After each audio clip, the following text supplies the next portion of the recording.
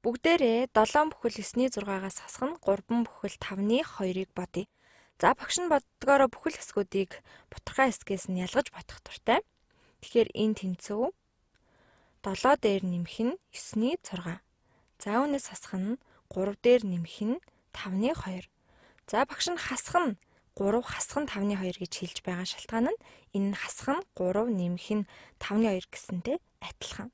Тэгээд сөрөг тэмдгүүдийг гишүүнчлэн задлаад 3-ыг хасаад дараа нь 5-ны 2-ыг хасна гэсэн үг. За одоо бид бүхэл тон хэсгүүдийг хасаж болно. 7-оос хасах нь 3. За 7-оос 3-ыг хасаад 4. За ингээд 4 гарна. Дараа нь 9-ний 6-аас хасах нь 5-ны 2 байна. 9-ний 6-аас хасах нь 5-ны 2 хэд гарах вэ? За 9-ний 6-аас хасах нь 5-ны 2 бүгдээрээ ерөнхий хуваарийг олох хэрэгтэй. Тиймээс 9 ба 5-ын хамгийн бага ерөнхий хуваагдагч нь 45 байна. Зүгээр л хооронд нь үржүүлнэ. Эдгээр тоонууд ерөнхий хуваагчгүй. Тэгэхээр хуваарьт 45 болно.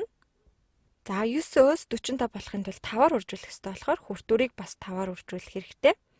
6-ыг 5-аар үржүүлээд 30. За хасах нь 5-аас 45 болохын тулд 9-оор үржүүлэх хэрэгтэй учраас хүртүүрийг бас 9-оор үржүүлж тэгэхээр утга нь хэвээрээ байна. 9-ыг 2-оор үржүүлээд 18 болно. За тэгэхээр 45-ны 30-аас хасах нь 45-ны 18 тэнцүү 45-ны ямар нэг тоо гарна. 30-аас 18-ыг хасаад 12 энэ хоёр энгийн бутархайг хасвал энд 12 гарна. 45-ны 12. За 4-дээр нэмэх нь 45-ны 12 буюу засагдах бутархай хэлбэрээр бичвэл 4 бүхэл 45-ны 12 болно. За гэхдээ бид арай дуусаагүй байна. Бид үүнийг цааш нь хэлбэрчилж болно. 12 ба 45 хоёр нь ерөнхий хуваагчтай. 2 тоо хоёулаа 3-т хуваагдана. За тиймээс бид үүнийг үнэндээ хоёулаа 3-т хуваагдана гэхдээ цаашид ч хуваагдаж магадгүй л дээ.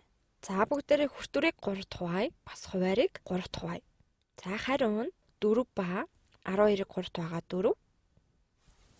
За 45-ыг 3-т байгаа 15 гарна. Тэгэхээр 4 бүхэл 15-ны 4. За ингээд болчихлоо. Энэ хоёр тоог цааш нь хэлбэрчилж болохгүй. 4 бүхэл 15-ны 4 гарлаа.